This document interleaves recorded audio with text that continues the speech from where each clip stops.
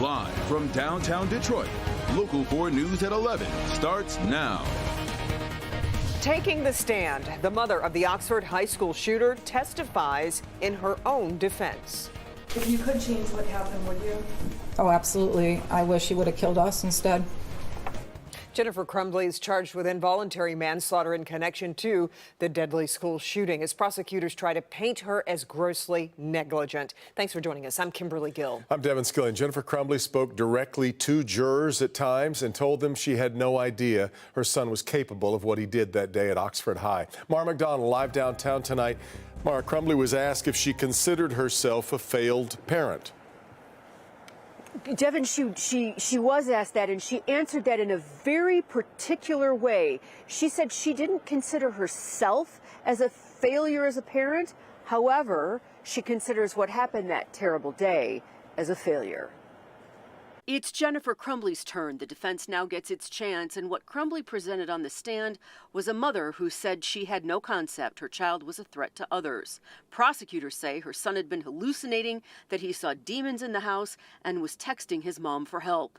I'm sure I saw them, but they just didn't stick out to me until this case. Why didn't they stick out to you? Because it wasn't anything that was anything serious. It was Ethan just messing around. Crumbley told the court it was a family joke. The house was haunted, and they even had pet names for their ghost or ghosts. As far as his status at school, she said she knew his grades were slipping and he was doing poorly. She did know he was sad. His only friend had been sent away for mental health treatment. She says she had no idea he wanted mental health help and did not go through his things, and therefore had no idea about his drawings and texts. I did not go through his text messages. I didn't have a reason to. His bedroom I would go through when I clean it. And I come across things, I look through it to see if it was something I needed to keep or throw away. The defense showed the jury photos in stark contrast to what prosecutors showed them of a filthy home. These were happy family photos. And why did she and her husband not turn themselves into police knowing they'd been charged? Why were they hiding out in a Detroit warehouse? Because we didn't feel it'd be safe. Okay, why is that? Just the fact that the entire community and Michigan knew that we were expected to turn ourselves in at the police department so they would know where to go. Back here live, over the last several days, the prosecutors have made a real thing out of Jennifer Crumbley's behavior post-shooting, both in interviews with sheriff's deputies or at her home when sheriff's deputies came. And they describe her behavior as atypical, which was really a nice way of saying they found her to be emotionless, nonchalant, and more interested in herself than what was going on with her kid at the time. Well, she explained that away on the stand today by saying she was numb. She couldn't believe that it had happened, and she explained her constant scrolling on her phone during all these interviews with police as answering friends who were questioning whether her son was okay. We're live downtown tonight. I'm Mara McDonald, Local 4. Quite a fascinating day, Mara, and another big one, obviously, to come. So join us tomorrow morning at 6:30. Jason and Priya will be talking live with a legal expert about the prosecution's case now that it's wrapped, and we will do a little bit of a deep dive into the reasoning behind the defense having Jennifer Crumbley take the stand. And then when the trial resumes tomorrow, we'll be streaming it again on Local 4 Plus and click on Detroit.com. If you don't have Local 4 Plus, just download the app wherever you stream your live content. So many people have been watching every moment of this trial. Yeah. Residents in one Detroit neighborhood dealing with a big mess, they say, that's been there now for weeks. A stretch of Martindale Street has been flooded for about 2 weeks. That was until tonight when the city sent a crew out to fix the problem. Jacqueline Francis talked with neighbors and the city about why it's taken so long to get here. Jacqueline joins us live with what they're saying. Jacqueline. Just a few hours ago, I would have been standing in a whole lot of water. As you can see now, it's gone. There's still some mud, but that's to be expected. Neighbors tell us that the water was here for 2 weeks. Crews came out tonight. They got it drained. But neighbors tell us before this, their calls to the city went unanswered.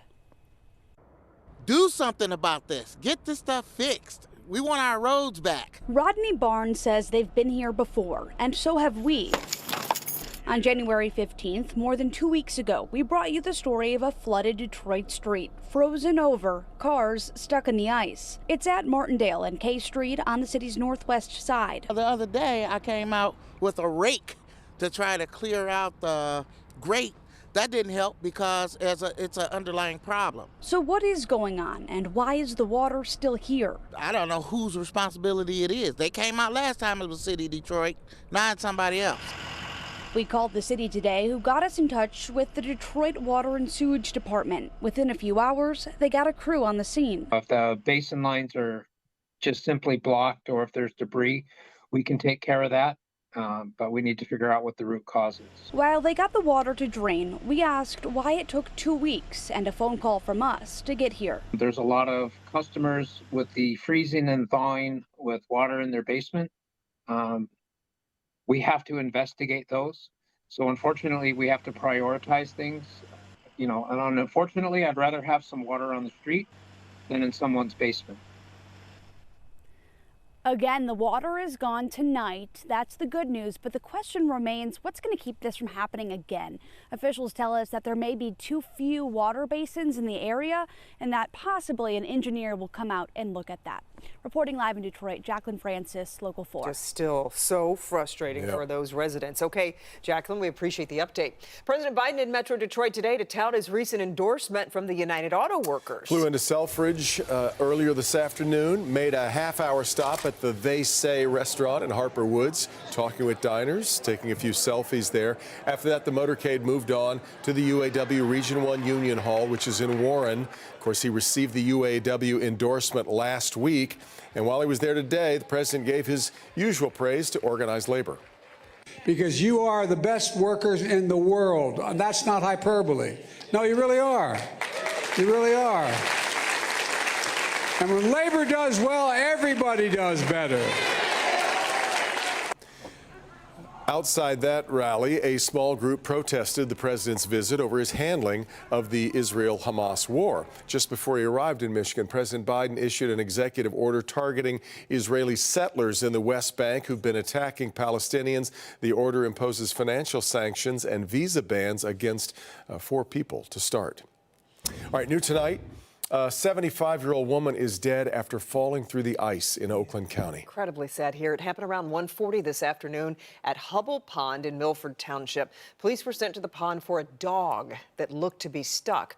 Well, after rescuing the dog, they noticed a coat near the surface of the ice. The Southeast Michigan Dive Group called to search the water and found the victim had fallen through that ice. She was brought to shore, taken to the hospital, where she later died.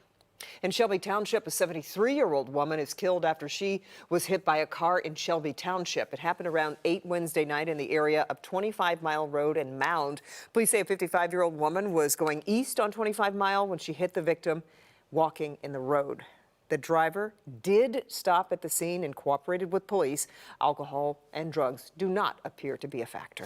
Detroit police need your help in a murder investigation on the city's east side. Investigators releasing this video of someone they want to talk to. Police say he was wearing a black Canada Goose coat with brown fur, a black sweater, and red Jordan 11 sneakers.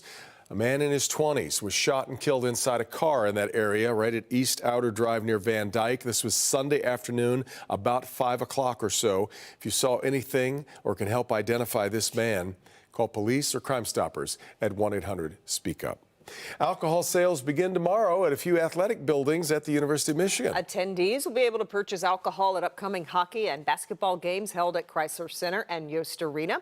It comes after the Board of Regents approved alcohol sales back in October. Fans must, of course, show their ID, and there will be a limit of 2 drinks per person. All right, let's get a check of the weather as we inch a little closer to the weekend. Yeah, live look at the Detroit riverfront this Thursday evening. Let's get over to Kim Adams with a look at what's in store for tomorrow and hopefully a warmer weekend. It is. It's going to be a warmer weekend and a sunnier weekend. 40 in Detroit right now, still in the upper 30s in Howland, Pontiac, 40 in Adrian. Exact Track 40 radar. There's a little area of rain right around Shelby Township about an hour ago. That has now dissipated. There's a little area of rain just to the east of Owasso. Otherwise, it's going to be a dry night with just mostly cloudy skies. Tomorrow morning, Woody at the Howell Nature Center will come out of her burrow, and if she sees her shadow, there'll be 6 more weeks of winter, and if not, there will be an early spring. Now, it is going to be cloudy tomorrow with temperatures in the low 30s. Woody's not the only groundhog predicting weather. They're all over the country. We've got Pothole Pete in New York. We have Buckeye Chuck in Ohio. General Beauregard Lee is in Georgia, but they all follow the same rule that if the groundhog sees its shadow, there's going to be 6 more weeks of winter. And Devin asked me earlier, why isn't the other way around? Right. I have 2 answers for you coming up. Good Stay tuned deal. for that, plus your weekend forecast straight ahead. All right, Kim.